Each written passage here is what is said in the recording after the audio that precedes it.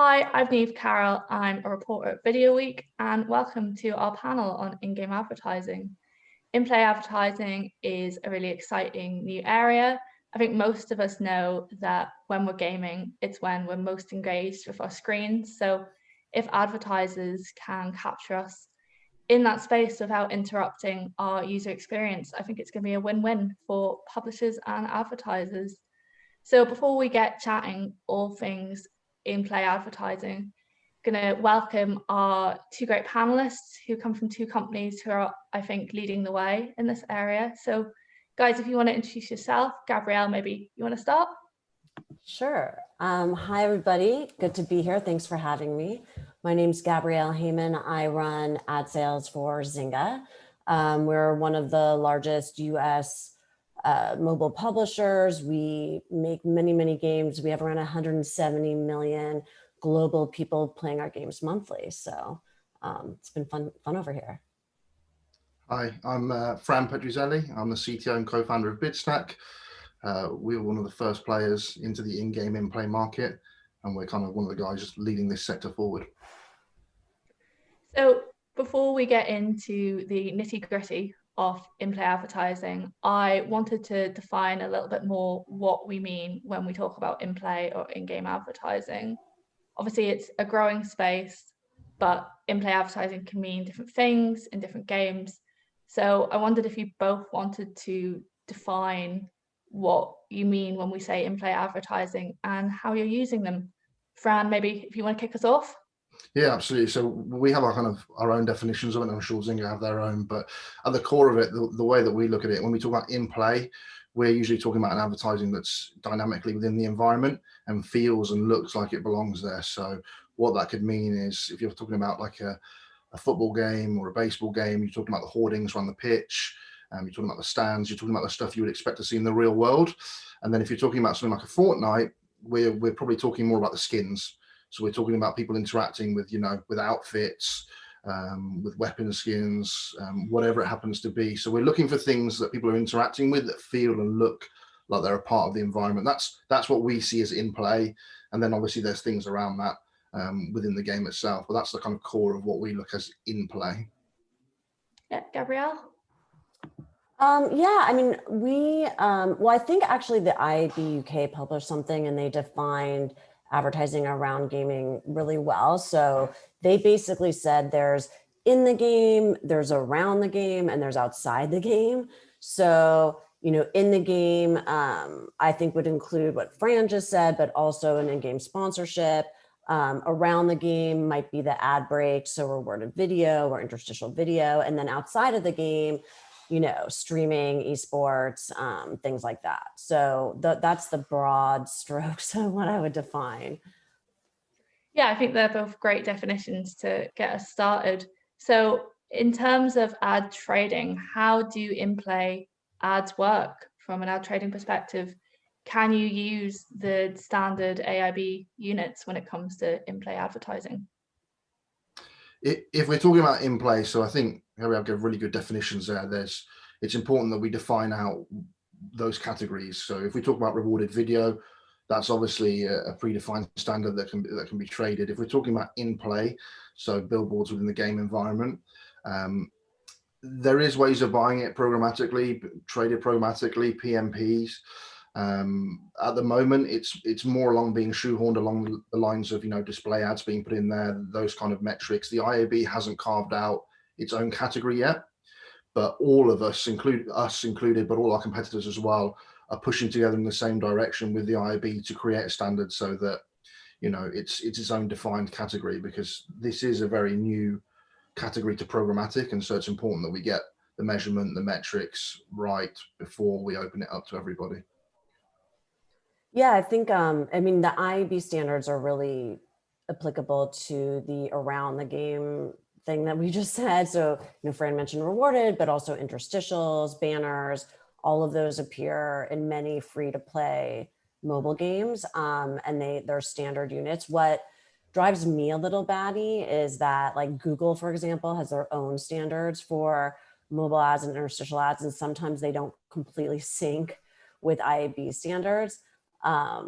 So I think there's still a little bit of growing up the collective industry needs to do with standardization, even in like the basic bread and butter media units.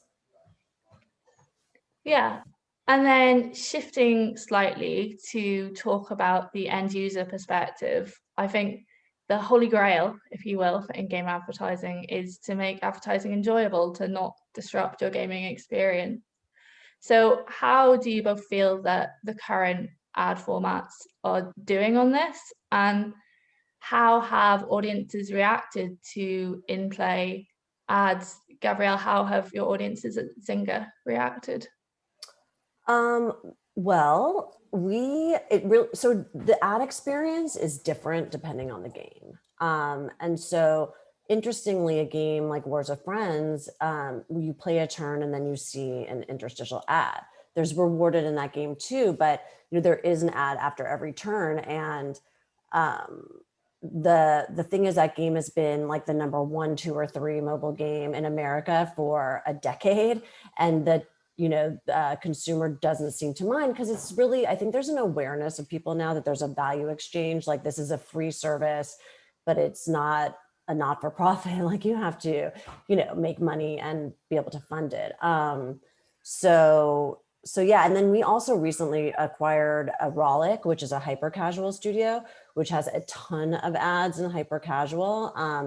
But the interesting thing is these games go to the top of the charts, and it doesn't seem to dissuade people either. And my kids play games, and I see how adept they are getting around the ads, and they know exactly like, oh, this is I don't know that they know that it's called an interstitial, but like this is a non-rewarded unit, this is a rewarded unit. They kind of know like what they want to do when and what experience to go for.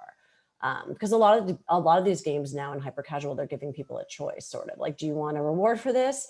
If not, you're going to be forced just like a skippable 5-second, and if yes, you're going to have a 30-second rewarded unit. Yeah.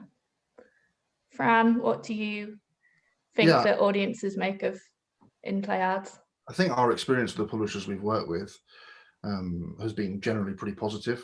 One of the key things we're looking to do is trying to maintain the authenticity of the title, or at least maintain the standard of gameplay that the gamers are expecting. So if you're putting a skin in, it has to kind of match the skins already there, or at least feel like it's a part of the environment, and the gamers have to be comfortable.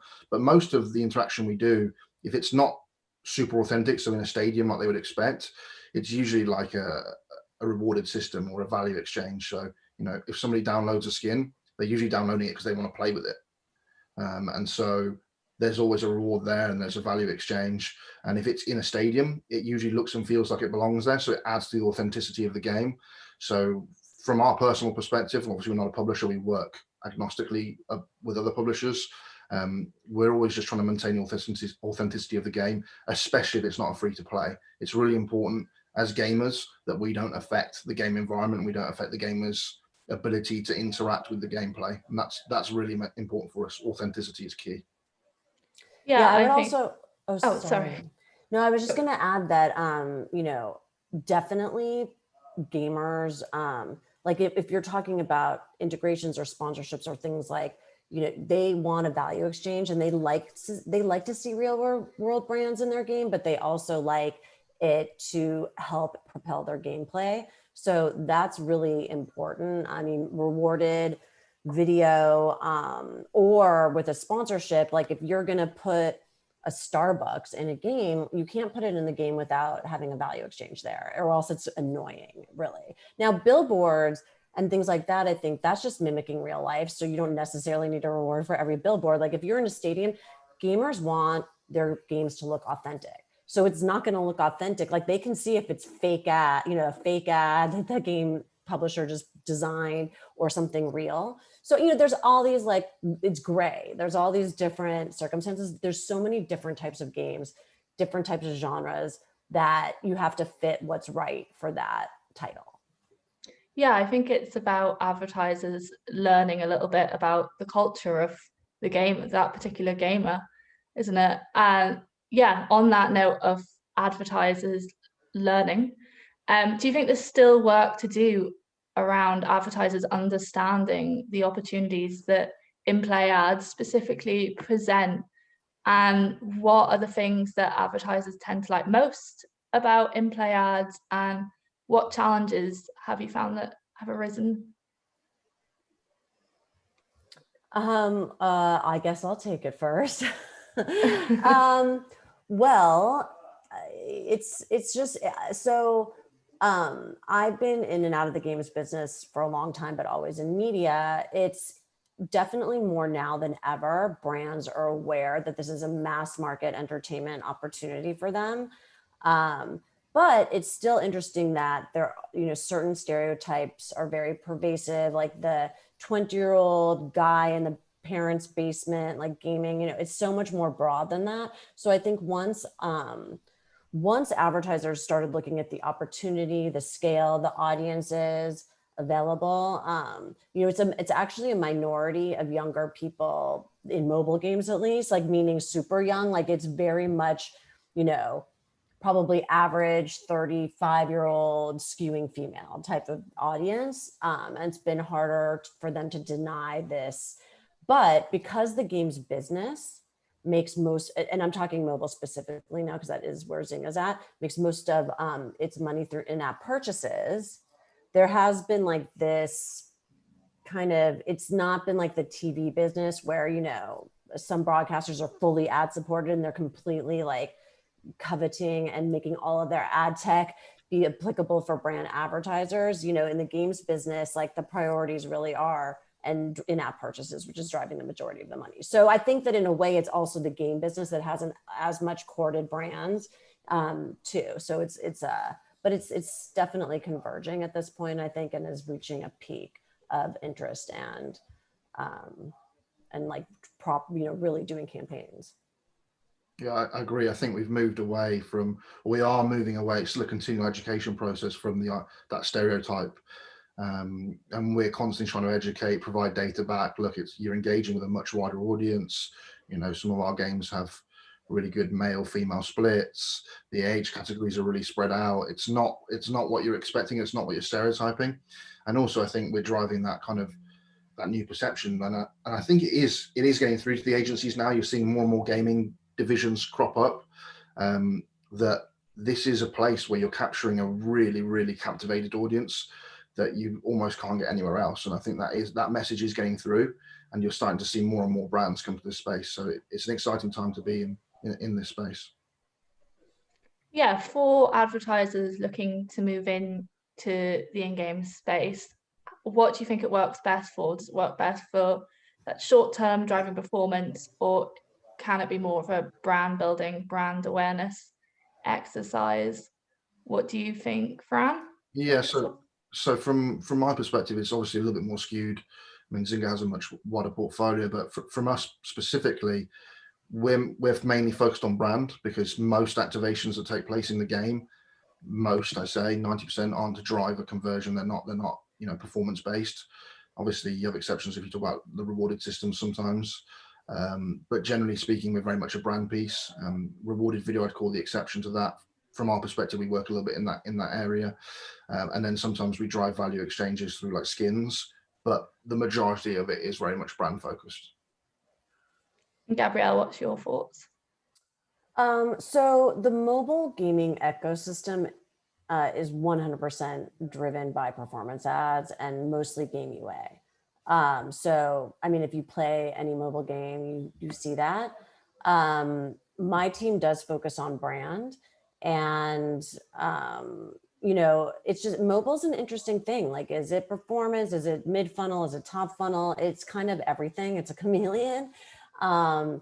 So there's a lot of opportunities for the brand metrics that brand clients are, driving towards. And it's really different from performance. And I got to say that, like, my job is kind of unique because my team, I partner with the network team that runs a lot of the performance side of the business, and commingling like brand needs with performance needs is really completely different. Like, brands want to increase awareness. Usually the KPIs on campaigns are, is it viewable? Is my moat, IAS and DV working? What's my on target percentage in terms of reaching a certain age, gender? you know, and basically brand awareness, favorability, and intent to purchase versus performance, which is just, you know, CPA oriented.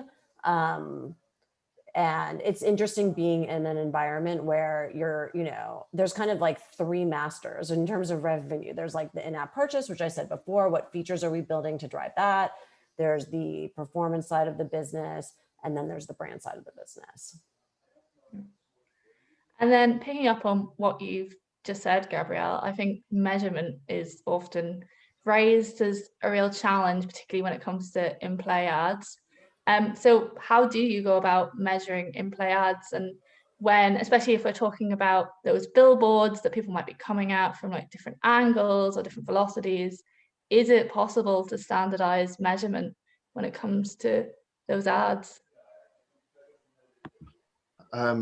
From my perspective, we definitely think it's possible. It's just really getting all the competitors aligned on what that definition is. There was some definitions circulated in there.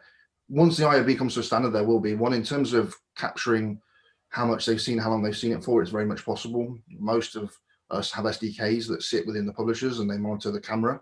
So we can see the on-screen time, we can see the percentage on screen, we can have all that data coming through. And we're specifically working with Moat to kind of work through that IVT and that viewability to make sure that the advertisers are receiving the signals they expect to receive when they're buying this kind of inventory.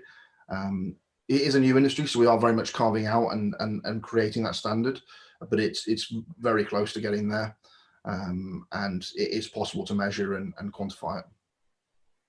Gabrielle, Yeah, do you want to add anything? Sorry, yeah. I mean, for standard units, it basically exists, you know. So for interstitials, rewarded video, banners, viewability is there. I will say that from my perspective, the mobile gaming industry, the majority of ad revenue is coming from performance ads and game performance ads, and their ad tech needs versus brand ad tech needs are different. So like you don't hear performance saying, what's viewability? What's my viewability score? And so what I've seen, for example, is when a lot, like you remember a year and a half ago when supply path optimization was like the buzzword, and all of these agencies were like, we're gonna only work, you know, we've narrowed down only 5 SSPs we'll work with.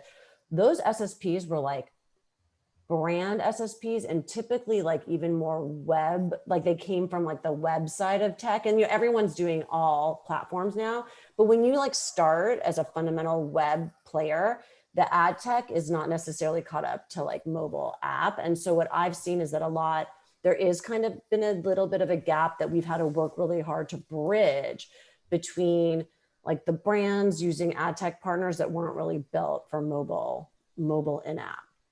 And so that's been a little bit of a hill to climb, and it's kind of whack-a-mole. Like generally speaking, it's working. But then, you know, I just heard like one example, IS doesn't work for pre-bid with viewability. It's just, you know what I mean? So there's always like strange little things that come up where you're kind of going back and like fixing the measurement.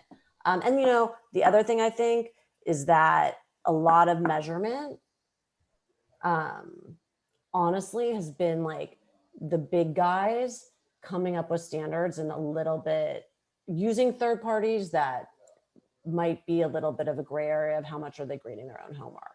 So like Nielsen and Facebook, you know what I mean? And then Facebook being like a major contributor to how Nielsen was scoring age, gender, like, you know, these things are actually, the playing field here is being leveled with iOS 14, because a lot of these little ad tech things that like Facebook built with Nielsen, they're not working anymore and they have to be rebuilt in this new world order. So that was a lot of answers about measurement. It's a big subject. We talk a lot here at VideoWeek about CTV. It's obviously a growing space. We're sort of seeing brands and advertisers flock towards the space. And then on-cloud gaming as well is becoming increasingly more popular, and advertising there. I wondered how you saw mobile gaming in particular, but I guess in-play game ads in general fitting in with that CTV landscape. Fran, I don't know if you just want to take that off. Yeah, no, 100%. So the CTV stuff is really interesting for us. when you talk about console and PC, you're basically talking about someone playing in front of a TV, playing in front of in a very captive way, and so it's an interesting segue for what we do and a way to engage the gamer in a different format. So it's something we're paying very, very close attention to. And when we talk about like on cloud gaming as well, like we've been experimenting and we've done tests in those scenarios. And you know, as internet saturation increases and bandwidth increases, and we don't have latency issues all over the place, you might see one of those players start to engage more in those markets. And it's safe to say that we've been preparing for them for some time. And we've taken steps to ensure that we're tracking those markets as they evolve into the gaming sphere, as they go into console and PC, and how we can interact with them in those marketplaces using the technology that we've built. It's something we have a very, very close eye on. And then Gabrielle, coming from a mobile perspective, obviously at Zynga, how do you see mobile gaming fitting in with CTV and that landscape? Yeah, well, I think that one of the best kept secrets out there is the amount of video ads in games, and quality, viewable, full screen, gorgeous video ads. What's been interesting to me is that it feels like people leapt from, like, if you look at the kind of, you know, from TV to cable to, I guess, YouTube to Facebook video to CTV now, right? So it's been like, and there was a little bit of a obsession with audio too in the middle there. But you don't really hear a lot about games until this year, honestly. I feel like, you know, like I've been invited to so many more panels and press outreach and things like that now. But really, like, I remember going to the IAB annual leadership conference before the pandemic, the January of 2020, I guess. And it was like all CTV and very little games. And I think that somehow people have sort of forgotten about it. Now, is it because it's on a small device? You know, I don't know. The other interesting thing I think that just came up is when you look, there's an IAB video report, and it talks about how the majority of video is now going to be sold digitally, which includes CTV. Like, I think it was 56% or something versus linear TV. And then they break it out like this much by mobile, like this much, you know, desktop, this much CTV. And I asked them, hey, when you looked at the mobile thing, are you including games in that? And like, they're still investigating, because I think that when they talk about this is how much is being transacted on mobile, they're talking about me watching YouTube TV or Hulu on my phone, which I do all the time. So it's sort of like a blind spot in a way, but it shouldn't be at all. Video for my team, it's one of our big priorities. And in the grander scheme of things, when you look at how agencies and clients have bought in games, a lot of it has been done in the innovation bucket of budget. Like, let me do a sponsorship, an esports thing. But hardworking media, which is the vast majority of money out there, and obviously, like, being running ad sales, I kind of have a radar for many. That's where I'm really interested in growing, right? Is like having us, you know, one of the key places that brands go to when they have video ads. And the last thing I'll say about this is that I think that there is a little bit of a retraining people have to think about in terms of like quality. Because to me, like, when you see a game video ad, there's only one video ad. When you're watching CTV, you see 5 ads in a pod, you know, and you're sitting there like for 2.5 minutes being like, oh, I'm watching this on demand and I can't fast forward, whatever. But like, when you're in a game, like you were saying before, you're leaned in and, you know, there's only one ad there. So you're really sticking out. So I think like brands need to see like, wow, this is an awesome platform for my video budget. Yeah. And then finally, I'm going to ask you both to look into your crystal balls a little bit and talk about what the future holds for in-game advertising. We're seeing technologies like AR and VR become increasingly mainstreamed. What are in-play ads going to look like in a couple of years' time, or even as far as 5 years' time? Fran, do you want to kick us off on that? Well, yeah, that's a real long horizon. Yeah. So Yeah, I mean, AR and VR will start to creep in. AR especially, I can see just from the experimentation we've done and the stuff we've seen that you can really start to bring performance into it when you start talking about AR, just because of the dynamics of how that works. So you'll start to see that in-play performance, which isn't something that we've really seen that much of. So I think that will be a real thing that will come forward, and you'll see it on AR titles moving forward. And then in terms of where it's going, I think, you know, the open exchange, people will start to buy this. This will start to be segmented budgets for in-play. People will start to say, you know, assign a portion of our spend to engaging with that audience in that way. So as of right now, gaming is almost like an additional, like a bolt-on. And I think it will actually become part of the core of these agencies as we move forward. Yeah, and then Gabrielle, what do you think the future holds for in-play ads? I think it holds great things. It's definitely a growing segment. A month or so ago, Deloitte released their media trends report, and what it showed is that for Gen Z, their number one activity is playing games, and number 5 is watching TV and movies. So they reported on, like, from boomers to Gen X to Gen Y, Gen Z. And so, like, you can no longer deny this. Like, if you are a strategist, if you are looking at where your company is going and what audiences you need to reach, you need to have gaming be an important part of your plan. So, and that's that. And then in terms of technology, I mean, we have 5G, like, whenever there's new technologies that come out, gaming typically has a really big kind of burst of creativity and technical advancement. So, when you talk about 5 years, oh my God, who knows? It should be, I don't know, something awesome, I'm sure. Yeah, who might have 6G by then, who knows? Right. Yeah, that's all we have time for now. It's been really great to chat with you both about in-game advertising. I think, as you both say, it's only going to get bigger from here, and it's definitely a space that we should be keeping an eye on. So thank you very much. You've both been really insightful.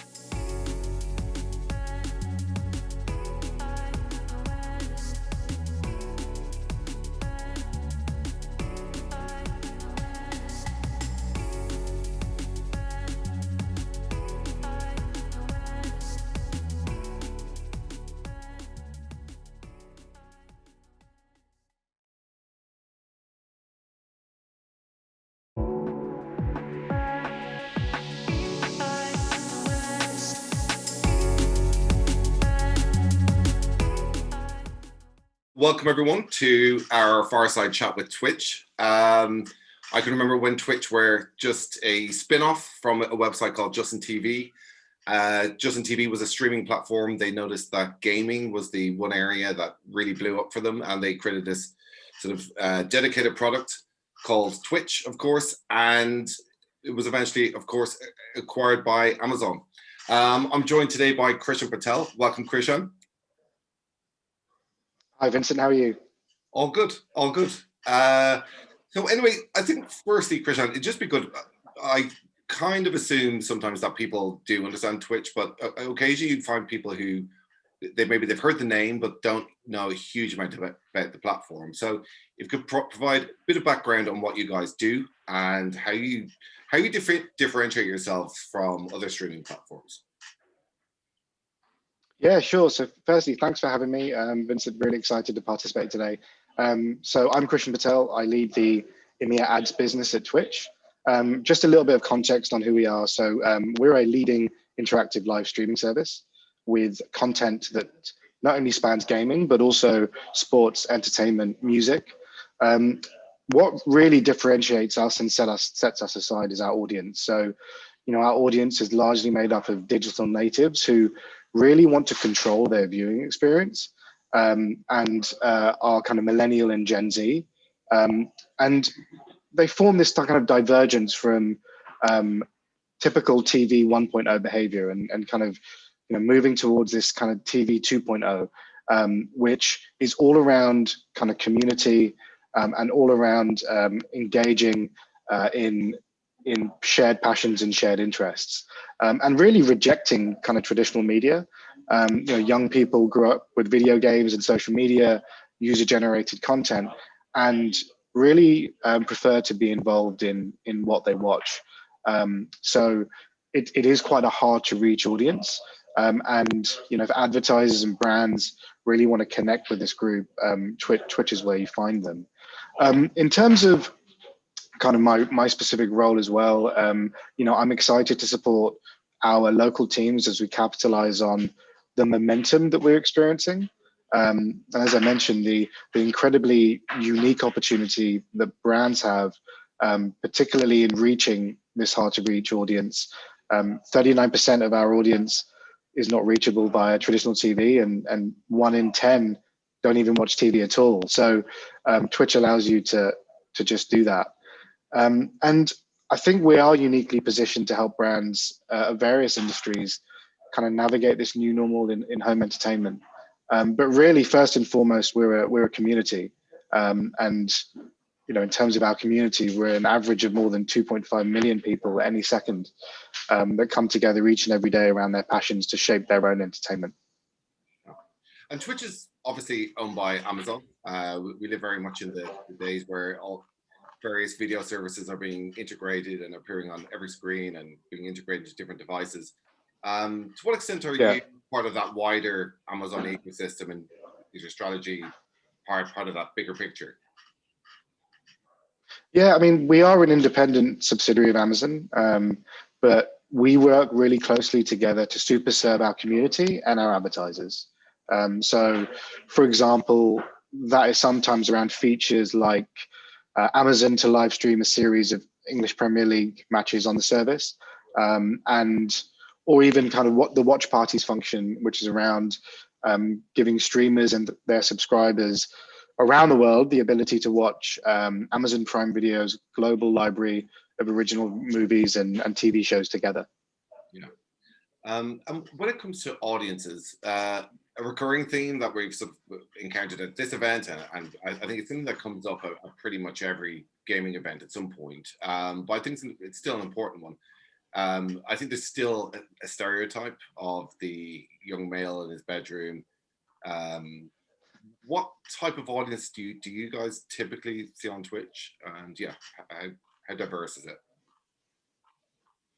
Yeah, I think it's incredibly diverse, and it's one of the areas of myth busting we continually do. It's a great question, and I think our audience predominantly is that millennial and Gen Z audience.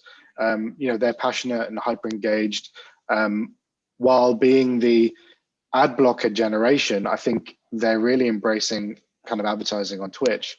And as I mentioned, like, the audience rejects traditional media, but they prioritize mission-driven services. So, young people grew up with video games and social media, so they really prefer to be involved in what they watch. We've seen the rapid growth of multiple and diverse communities on Twitch. And some of our biggest communities are female-led. So an example of that would be Pokemon in the US, or in BJ in Spain. P Queen in Turkey actually just set the UGC record for the biggest stream by a female streamer on Twitch during a political commentary stream. So the audience is incredibly diverse. And when it comes to esports, I remember, I'd say it was probably about 7 or 8 years ago now, going into a bar in Hamburg with Kieran O'Kane from Exchange Wars. And I'd say there was about 1,000 people in this absolutely huge bar, all there to watch World of Warcraft. And even as a gamer, it took me back that such a big crowd had showed up to watch this together. But at the same time, I often wonder if esports is overhyped, and is it more a question of people are surprised that there are large audiences that tune in to watch people playing games competitively, or is the thing they're excited more about the growth potential of this and the trajectory that it's on as a future sport? If you could just give us some background on how big is esports, and how much, to what extent is it actually scaled? Yeah, I think esports is huge. I think conservative estimates suggest that global esports revenues will hit around 1.1 billion in 2021. So that's a huge number, but actually taking it within the broader gaming context, gaming is estimated to represent a $142 billion industry globally. And that's larger than the global music industry, which I think is around 80 billion. So, we're kind of back to that myth busting phase here, where if we think about what's happening, it's people watching, the professional gamers and the best perform their favorite passions. We currently don't find that unusual when people tune in to watch their favorite sports people play football or compete in, Roland Garros or the French Open or drive in the F1. So I think esports and gaming consumption involves watching the absolute best, compete in their passion. And we've seen huge growth, and we predict that to continue to evolve. Yeah. And being a live platform, I think something that I don't know how anyone at Twitch sleeps at night, because I would be, I'm not going to make some accusation now, but I mean, in terms of having live streaming, going out with sort of outsourcing that control to creators, the live element would concern me, particularly from a brand safety perspective, not just brand safety, but your reputation, everything. How do you manage? Yeah. Do you manage that? Yeah. Yeah, I think it's the ever evolving discussion around brand safety really is brand suitability, and I think we have a duty of care to our advertiser and brand partners, but also to our community. And we want Twitch to be the safest and most welcoming place to create and participate in live entertainment. And there's risk to that. But we believe that ensuring a safe and positive experience for everyone requires setting and enforcing a standard of decency and respect towards one another that's quite unique. Things permissible elsewhere aren't welcome on Twitch, and our partners operate, within that terms of service. So, we're not a free speech platform. Trust and safety is one of our single biggest areas of investment as a business. We doubled our safety operations team in this past year, which enables us to process reports much faster, add new tools for moderators, viewer controls to control their experiences, and it's a top priority for us. But with regard to marketers specifically, I think there is a huge amount of benefit to engaging in our live leaned-in audience that can't be found elsewhere. We account for a number of ways to maximize the benefits whilst minimizing the risks. Aside from moderation tools available to creators and viewers, brands can choose to only buy against channels that we've determined to employ the highest levels of moderation, and have no content that could be quite objectionable. But for our community, we recognize that our diverse global community has a broad range of interests and preferences, and not all the content allowed on Twitch is relevant to everyone. So we need to balance that, I think. Yeah. And when it comes to the creators, I mean, it's not so long since, I think YouTube could always dictate the terms to pretty much everyone. But they're not the only show in town now. I think there's healthy competition between the various platforms. Certain types of communities are gravitating towards other types of platforms or certain types of creators, which I think is probably quite healthy in terms of developing a market that works to the advantage of the creators. So how do you guys incentivize the creators to choose your platform over the others? Well, I think first and foremost, our priority is to make Twitch the best place to be a streamer, and for communities to find the content they love. And I think delivering on those two things, which may sound very simple, we believe will ensure our position as the leading interactive live streaming service. And just to kind of talk in specifics, in 2020, more people than ever tried streaming for the first time. I think that was around 30 million people. But not only that, like 500,000 people earned affiliate status, meaning they unlocked monetization opportunities. And in order to continue to do this, we need to really build our service and double down in those areas of monetization, tools, policy, and consistently and continually, evolving our content. Yeah. How does the affiliate thing work? Yeah. So as a streamer, once you reach a certain status within the service, you earn the affiliate status, meaning that you can unlock monetization opportunities, which is through commerce, which is through our bits, emotes, and drops, and also through ad-funded products. Oh, interesting. So, as I mentioned at the beginning, Twitch was a spin-off out of Justin TV, which, back in the day, Justin TV would have everything on it from possibly unlicensed football matches, which was possibly why I was there. But it was a very broad church, and then you've created this Twitch, which was focused on the gaming vertical. But now I think you're sort of realizing that you've got opportunities elsewhere, and you're not necessarily going into a complete reverse, but you're broadening the range of content that you're aiming to produce. So what are the areas that you're looking at beyond gaming? And to what extent will they complement your existing gaming offering? Yeah, I mean, as you touched upon, gaming is our heritage, and we're extremely proud of our heritage in gaming. And we found, now an extremely diverse set of new content and new categories, particularly in the areas of sports and music, which are two specific areas which are experiencing some significant growth at the moment. On the sports side, I think the mechanics of what makes us unique, specifically our community, our leaned-in community, is the perfect place for sports clubs, individuals, athletes, organizations to continue to connect with their fans in quite a deep and meaningful way. And practically sometimes that's just through the broadcasting of games, so like in the UK's Premier League or the NBA in the US, but it's also through the host of second screen experiences and unique formats. So an example of that would be the La Liga, which is the Basque Derby, which was streamed on Twitch in Spain, to Barcelona match analysis and eFootball, Real Madrid ladies matches and second screen community for first team games, and actually the F1 with Lando Norris, backstage at the F1 using his simulator to stream the F1 games.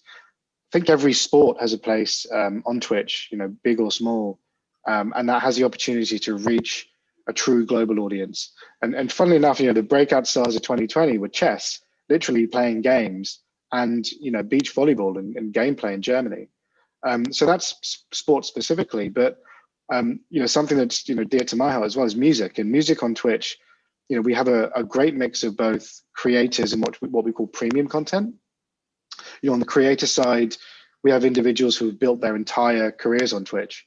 The bar to entry in the music industry is so high, for some, and Twitch provide a real route to connect with fans and make a living. An example would be an artist called Sarada, who recently confirmed she makes nearly $5,000 a month thanks to her community.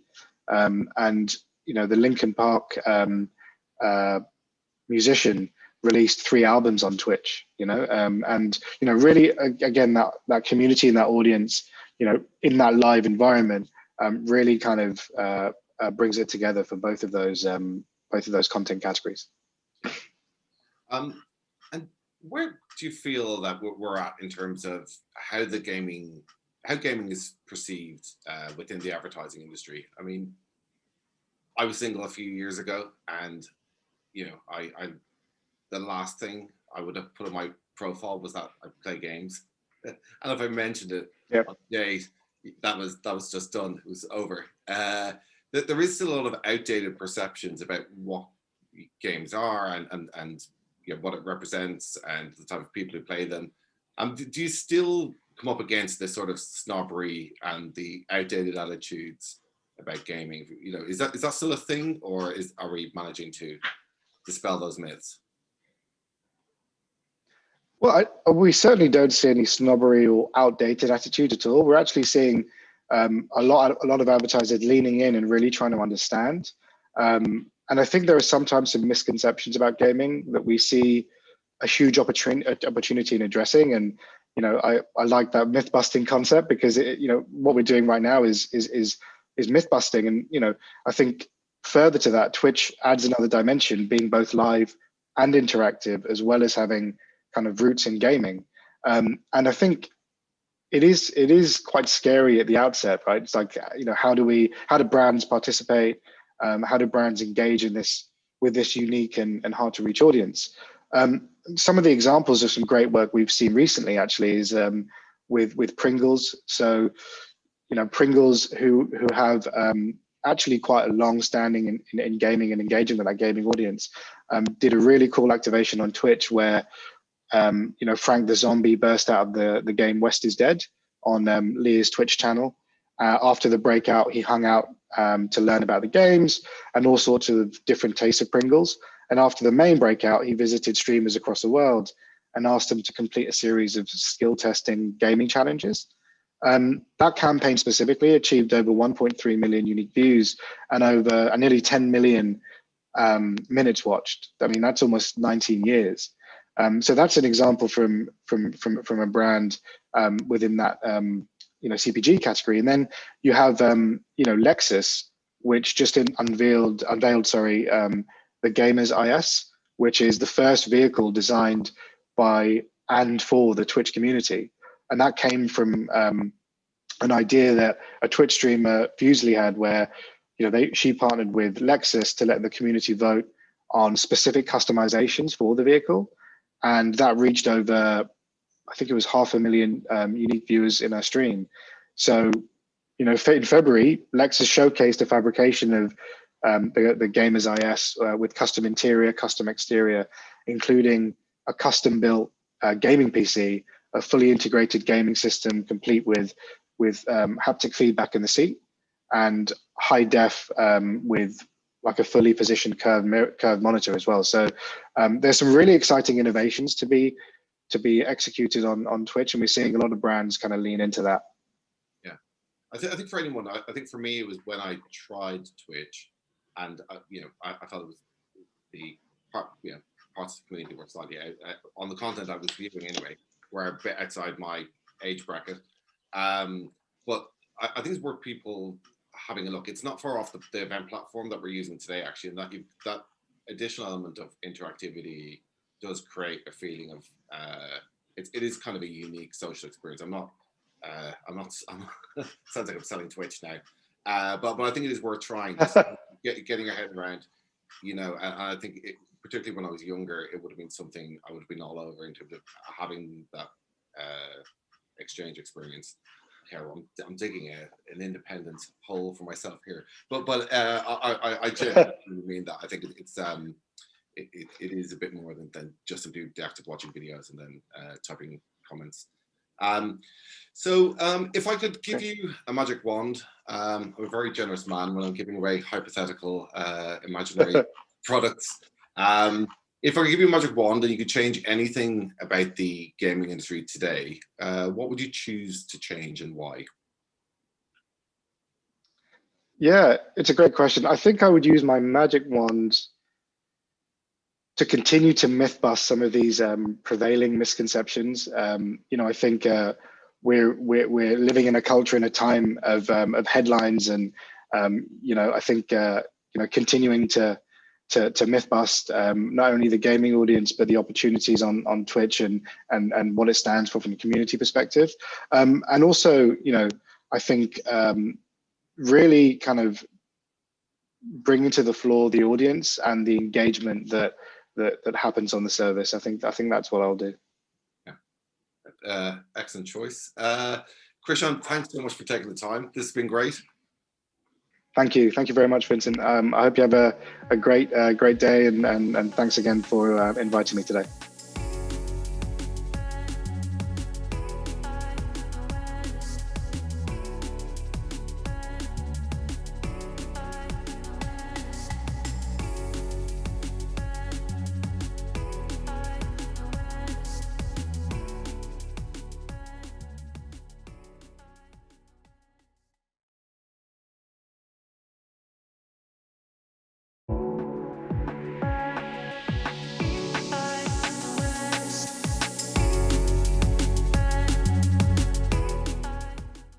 So, Dave, welcome to Gaming and Advertising.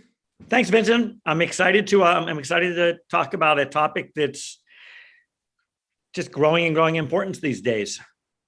So, before we kick off, it might be a good idea for you to give a bit of background on yourself and Simulmedia's journey in. I think many people who do know you guys will know you as a TV advertising focused company, but you sort of developed a deep and keen interest in gaming now. And yeah, it might be just good to sort of talk about that journey. Great. So as you know, my background is digital ad tech. I've been in this business for more than 25 years, starting, early ad serving, banners, behavioral targeting, started Simulmedia 13 years ago to bring a digital approach to TV advertising. And basically, our core business is a demand side platform for marketers and agencies to execute data optimized campaigns across linear TV, streaming, and now increasingly video gaming. And yeah, I mean, everybody knows us as the data-driven linear TV ad folks. And that's been a great business, and it continues to be an extraordinary business. I mean, we've been growing that business 50% per year on the top line year over year for the third year in a row now. But it also became really clear in the last number of years that while as linear TV was plateauing in viewership and then declining, and while more people were moving to streaming, it was not a one-for-one basis. The amount of linear decline and linear TV advertising decline was not being compensated for with the same amount of streaming growth or ad-supported streaming growth. And then you ask, well, where is everybody? If they're not watching TV, where are they? And you're like, if they're under 40, the odds are not just under 40, but if they're actually, probably more normal than anybody else, they're playing video games. I know, yeah. Well, as a 43-year-old gamer, I felt very excluded there. I'm glad you took a step back from that one.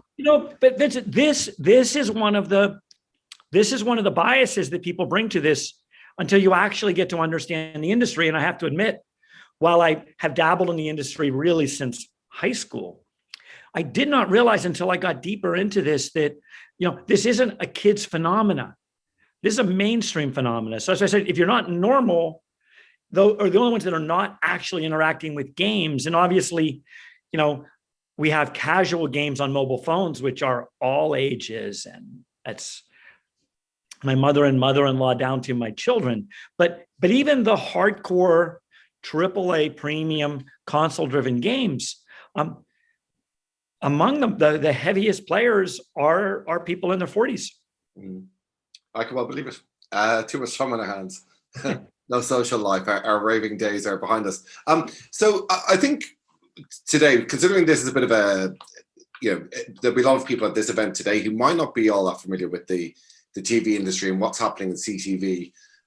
It might be good to just frame the discussion in terms of what you think is happening in AVOD today. You mentioned about that the streaming side isn't quite picking up the slack from the decline in regular linear viewing. Do you feel like CTV strategies and AVOD strategies particularly are they working out for the TV industry? Well, I would say that the AVOD strategies are getting better. And I would say they're working out for the industry, and that for those that are diving into it deeply, they're learning a lot. They're bringing in new people and new technologies, and they're starting to capture audiences, but not on a like-for-like basis. So, I applaud them for taking those steps. So I'll speak a little bit US centric here, but obviously the things we're talking about are global. It's a global business and global industry developing. So I hope everybody bears with me a little bit in, my sort of classic Americanism of talking about the numbers I know, but I will speak to global numbers as well when I can.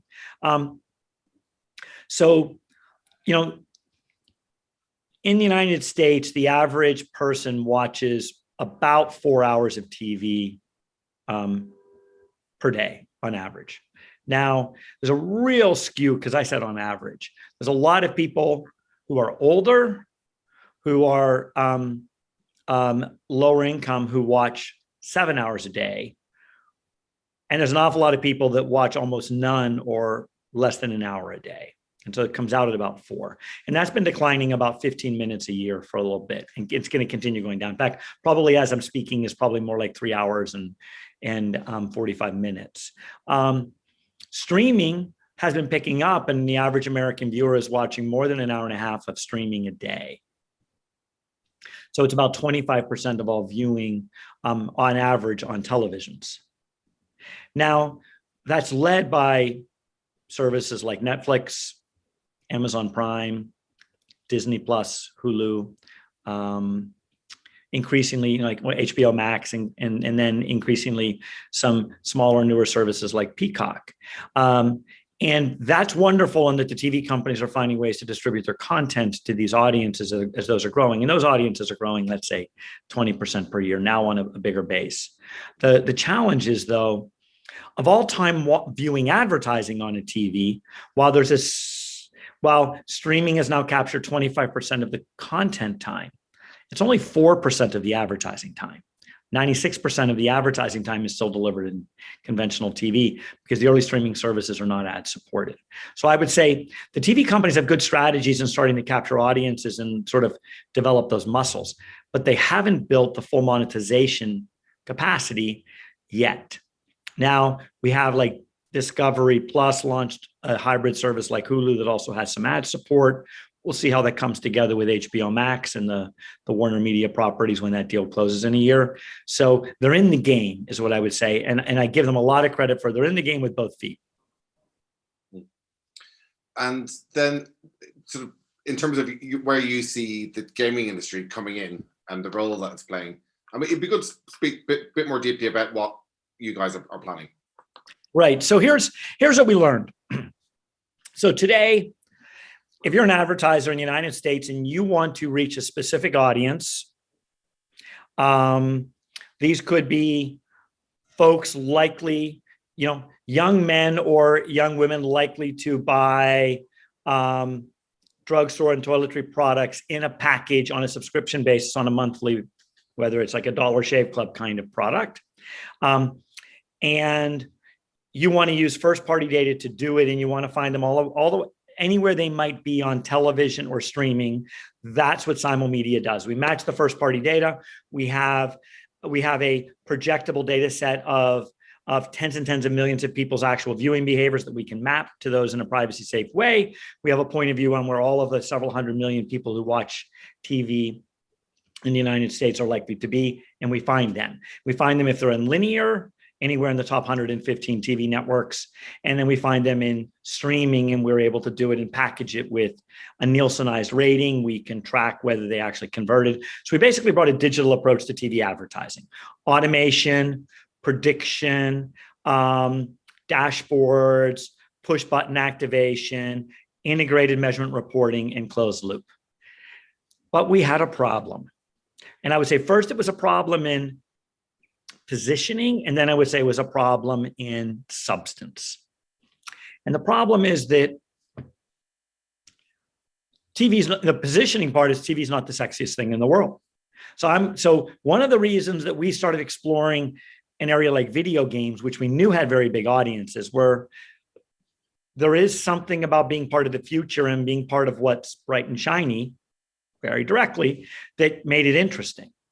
And so, but we as we started digging in and exploring, we realized that we had a substantive problem in our business that was looming, which is while we could reach a lot of different people in TV, increasingly there were audiences that were not going to be efficiently reached in TV. They were younger, they were more, and by younger here, I mean, literally under, under 49.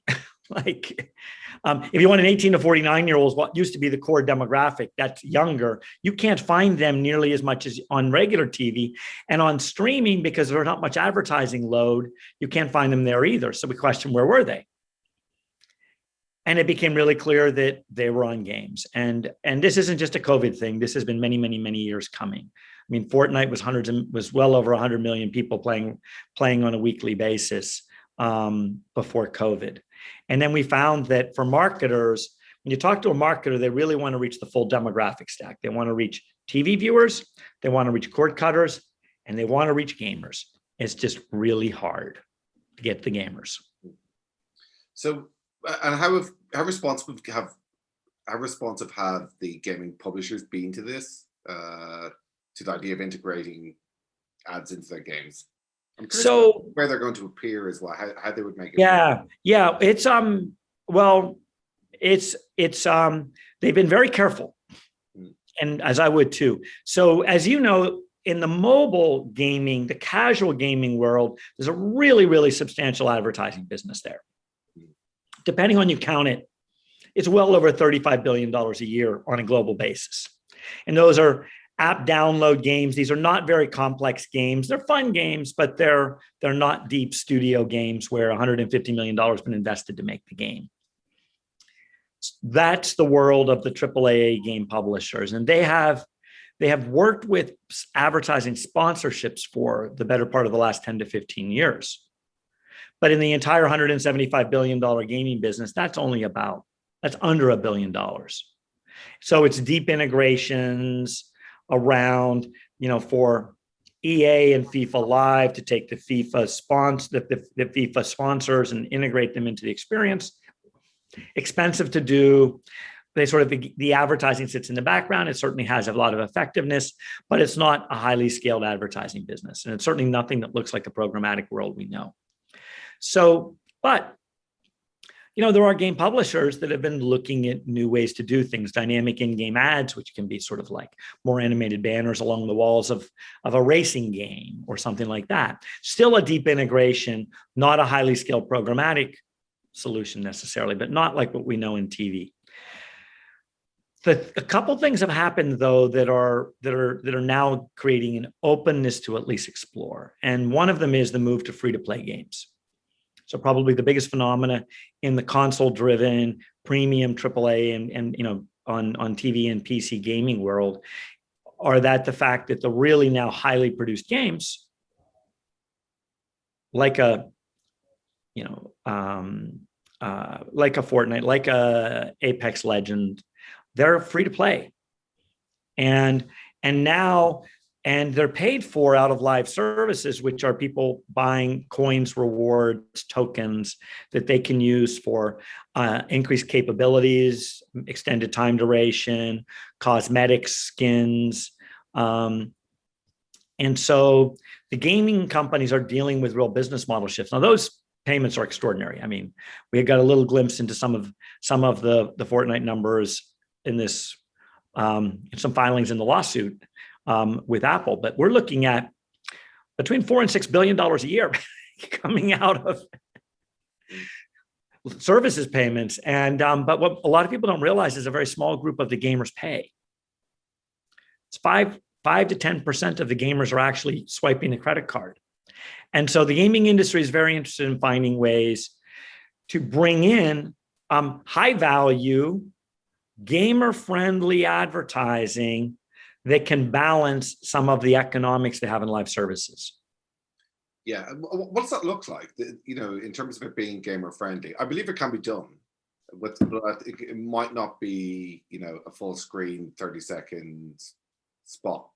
But perhaps it can be, and I'm going to tell you. So we haven't talked. I mean, we've been friends for a number of years, Vincent, and we've talked. You and I have talked about these issues, and so as you know, I've been very hesitant to talk very publicly about what we were doing. 100% for the reason that you'd imagine that people are nervous about how advertising can be brought into environments that are very tight and with a community that is not very tolerant of anything that is not the right way, done the right way. So we've had partnership with a couple of the large game publishers for more than a year, and in one case, the better part of 2. One EA, another Hi-Rez, one of the a company owned by Tencent, the world's largest game publisher, and we've been working to introduce TV-like advertising, but under a bunch of really, really, we believe, gamer-centric doctrines. Number one, all user permissioned, all opt-in. So if you are in the game Smite today, and while you are waiting in queue for which is a multiplayer battle royale game with a fantasy twist, while you're waiting for your fellow team members and combatants to show up, which can be 3 to 5 minutes, You have a chance to get free stuff, rewards, tokens, coins that you're not going to have to pay for, but you can watch advertising for. And so you get to click on it while you're waiting in the lobby, essentially. Those ads take over your screen so that it's taking over your 55-inch TV screen while you're in there with your headphones waiting. So it's about as engaged of an environment as you could possibly get. And you're going to watch advertising that has all been selected because it's the right kind of advertising for a gaming environment. Some of it's been produced with that. So a lot of it's entertainment industry. It could be John Cena for Experian. It's going to be high quality top advertising. It's skippable. Any one of the ads at any one point, the person doesn't want to watch it, they can skip it. And when they complete it, they get rewarded. Yeah. We did a lot of user testing.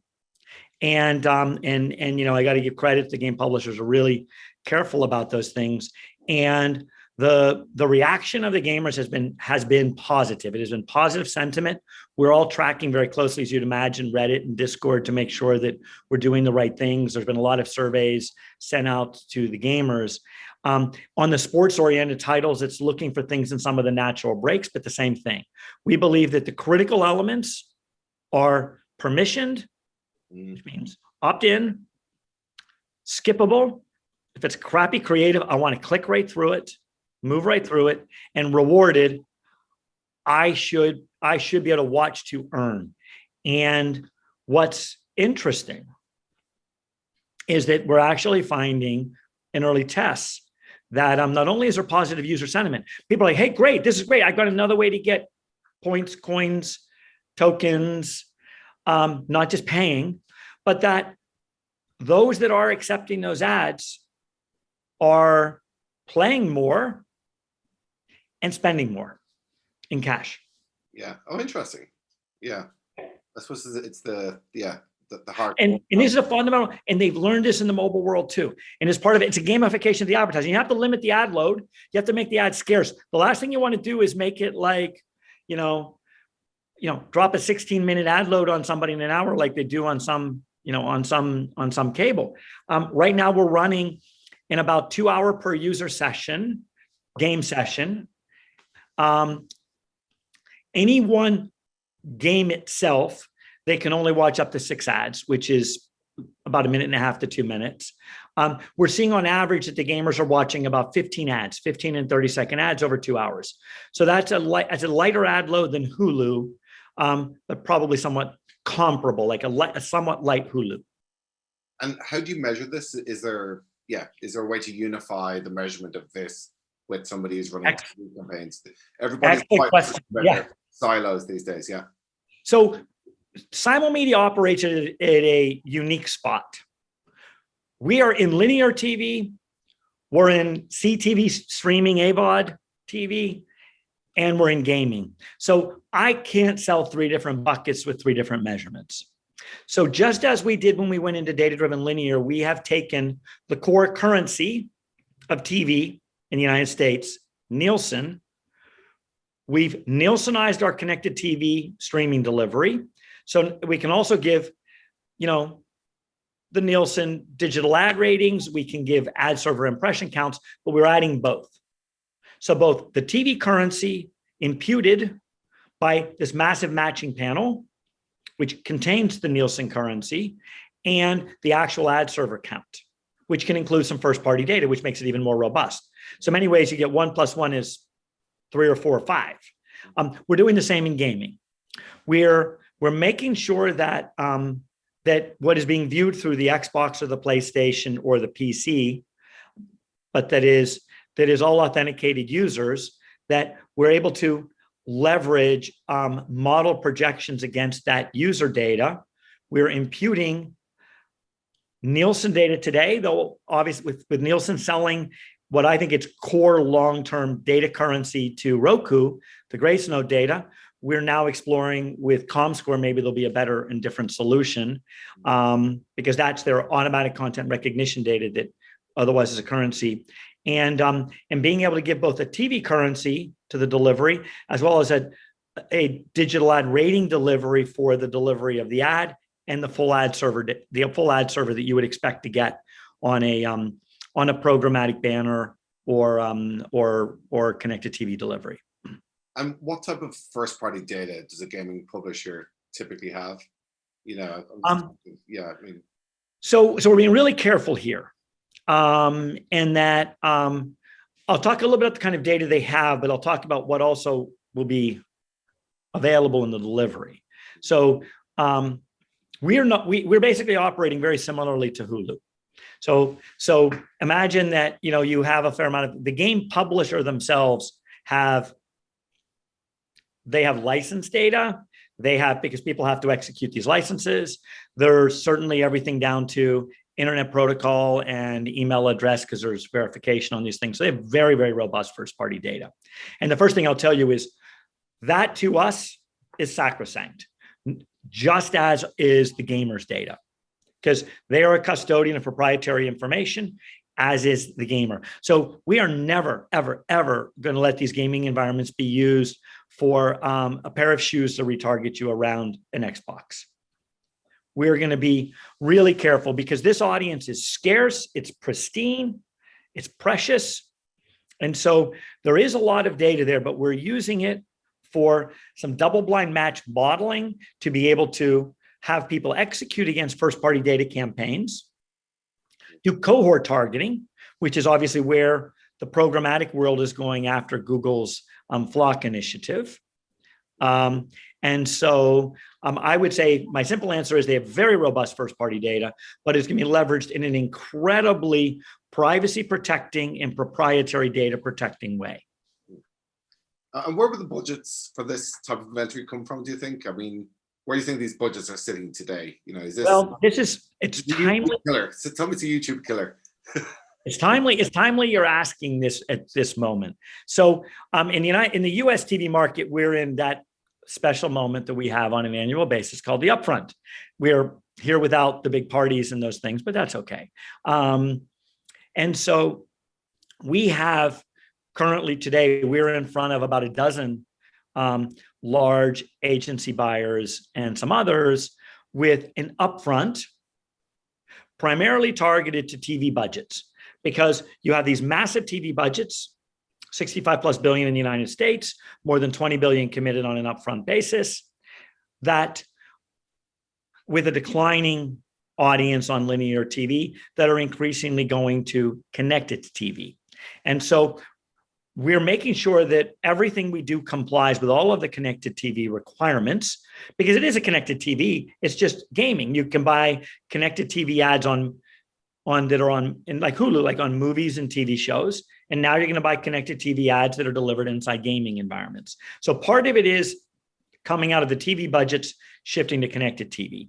However, as you'd imagine, we're having exactly the same conversations around the people that have been buying gaming historically, who were limited in sponsorship or limited only in app downloads on mobile, who know that they need to get to gaming for endemic purposes. And so that budget is a bit more of a siloed gaming digital budget. And then because of the forced experimentation of the pandemic, another set of budgets have become available and are interested, or the out-of-home budget. Because the out-of-home budget is this large screen dynamic video environment. Now, some are more passive. Doesn't equate very well to gaming, but let's say cinema advertising.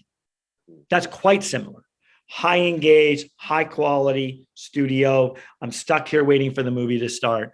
I'm going to watch some of these ads. And so we have some coming from there as well. So I would say, like every time there's a new channel developing, it's a bit opportunistic, but given the declines of TV, the high price of CTV, and the unavailability of these audiences that are gaming, we're finding there's an awful lot of budget interested in chasing this right now. And how do you think the TV industry, and in saying TV industry, in this instance, I'm going to encompass everyone. I think everyone's watching Netflix and is quite interested in the hints they're making, whether it's more interactive content or games. It remains to be seen, but they seem to be hinting that that's part of their future. And they've, Reed Hastings has sort of cited Fortnite as a sort of worthy competitor for eyeballs. Do you think that they're going to embrace this and view gaming as almost an additional pillar of their offering, or is the gaming industry going to go it alone and possibly go the other way, where they're the ones that... It's a great question. I think that you cannot dominate people's video and the highly engaged video consumption behaviors today and over the next 10 years if you don't have a gaming strategy. Simple. If Netflix does not have a gaming strategy, they will not be in the right spot 5 to 10 years from now, not where they could be otherwise. Amazon, as you know, has been investing heavily, somewhat unsuccessfully. I mean, they've been trying to publish games for a while. They've been hiring amazing game devs and they have flopped, but they bought Twitch and they've become a dominant player together with YouTube in the streaming around the gaming world, which is it's one of sort of a secondary or tertiary ring around the gaming world. But I think it's essential. I don't think there's any question that that Netflix is going to be playing here. And I think for the rest of the TV industry, a lot of them have owned intellectual property over the years, like, you know, Warner Brothers in gaming and Viacom owned games, and they licensed that intellectual property to game publishers and joint ventures to publish. I think we'll increasingly see, and we've seen movies and TV shows that have game IP in them perform much better than those that don't. So like, just watch. So clearly Disney, the new Discovery, Warner Brothers, they're going to have to go this direction, or Warner Brothers Discovery, I guess, may be the name. But, you know, I think the big ones are Google, Amazon, Facebook, Alibaba. You know, those companies are looking at Tencent and what it's done and say they may have no choice but to be significant owners, and probably, and then I think there'll be a question, will game publishers buy TV companies? Will game publishers be sold to the large digital tech platforms? Can the digital tech platforms build their own? Netflix was able to do a lot of building their own to get to their position. Amazon's trying that right now in gaming. We'll see how that goes. I'll tell you the area that's probably most interesting to watch, and this is the place where I think we'll see the intersection happen in the next couple of years. A lot of the AAA console games have been delivering streamed broadcast video inside their environments. So you see that with Fortnite, with movie trailers, concerts. I mean, their sponsored concerts are making a lot of money on those. You see things like 2K putting some streams inside some of their games. I think that's probably going to be the anchor that is a little closer to how the TV video world worked, which is putting more video content that is more streaming like inside the authenticated game environment. And then they're going to become new virtual MVPDs. So why shouldn't a game publisher become the place that you can watch all the content you want? So I think it may be hard for Netflix to own and control big games. I mean, yeah, it could go by Roblox, but is it really the best owner of Roblox? I mean, Roblox is used by 50% of all middle school students in the United States today. So, but might it want to be providing Netflix streams inside the Roblox environment that are authenticated as a way to get to younger people and younger families early? That might happen. Interesting. So what's your prediction? I love it. I love it, Dave Morgan prediction. What's your prediction for the gaming industry over the coming year? You've kind of just give us a few good ones there, but. Well, I think console and PC advertising on video advertising on console and PC games in 5 years is at least a $5 billion business, and maybe closer to 10, because the TV budgets have a capacity to shift to where the audiences are. The audiences are not yet in AVOD, but they can be turned on quickly. If any one of the big players moved, any one of the top 5 games, with ad loads lighter than we're using against 15, 20, 30% of the players, not unlike the live services participants on an annual basis on those games. Each one of them could consume more than $1 billion incremental each year in high quality brand advertising that was user permissioned in. So that's what's going to happen. And I think as some of the games move more into a harvest mode, as they always do, go through their cycle, we're going to see them. I'll just tell you, with the mid-tail games we're working with right now, one of the games, I'd say it's maybe the 40th largest game in the world, as a multiplayer battle royale category. So 40th in a category. On a person's 2 and older basis, total impressions, it's a top 100 cable network in the United States. If I put it on an 18 to 49 basis, it's a top 25. If I put it on a men 18 to 34 basis, in other words, how many men can it deliver on an 18 to 34 basis? It's a top 3 TV network. I'm talking ABC, NBC, CBS size scale. And it's actually a little bit bigger. So the point is, that's one mid-sized game. So what I think you may see is we may see a huge leapfrogging of the TV video world by the gaming companies. First because they've got these highly valuable audiences, as we talked at the top of the session. It's not just the middle school kids in Roblox. No, it's the 40-year-olds. And 50-year-olds. So I think we're going to see gaming will be the tail that wagged the dog that becomes the dog that's wagging the TV tail in 5+ years. Fascinating. Yeah, I can see how it's going to happen. I just think it's a question of whether they're going to actually commit to it or not, or whether they'll remain too fearful. But like I say, it's not their choice. It's not their choice. This is the other thing I've learned about gaming, and well, because you're a gamer. The gamer's in charge there. It's not sitting back and waiting for the content stream to come to you. It's deciding what you're going to do and going for it. And so the audience is there. There's not a question. It's massive in scale. Their economics are massive in scale, and the advertisers want to reach them. And the advertisers cannot get all the outlets that they want in TV. So they're going to go there. And oh, by the way, a 6-second pre-roll on YouTube, literally skateboarding cat video is nothing like watching a 30-second or 15-second permissioned ad in a highly engaged studio-built environment that costs $150 million to create and has 60 million people playing it on a weekly or monthly basis. So I don't think that this is not up to the TV industry to determine. It's up to the users, and this is a global play. And if we look at the demographics outside the United States, because the demographics I'm giving you largely are inside the United States, they're much more mainstream outside the United States. Yeah.